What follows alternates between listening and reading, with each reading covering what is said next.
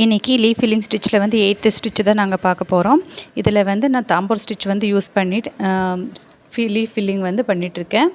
இப்போ பாருங்கள், இந்த லீஃப் ஷேப் வந்து சென்டரில் டிவைட் பண்ணிவிட்டு 2 பார்ட்டாக நான் ஃபர்ஸ்ட் பார்ட் வந்து ஃபர்ஸ்ட் ஒரு சைடு வந்து நான் இந்த தாம்பூர் ஸ்டிச் யூஸ் பண்ணி ஃபில் பண்ணிடுறேன். அப்புறம் இன்னொரு சைடு ஃபுல்லாகவே அதே ப்ரோசஸில் வந்து நாங்கள் ஸ்டிச் பண்ணிடுறோம்.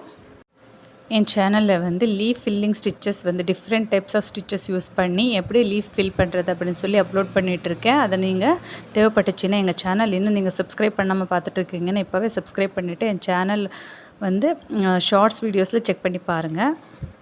இந்த தாம்பூர் ஸ்டிச்சில் வந்து 2 டைப்ஸில் நாங்கள் எப்படி ஸ்டிச்சஸ் போடுறது அப்படின்னு சொல்லி நான் வந்து லாங் வீடியோவில் அப்லோட் பண்ணியிருக்கேன் என் சேனலில்.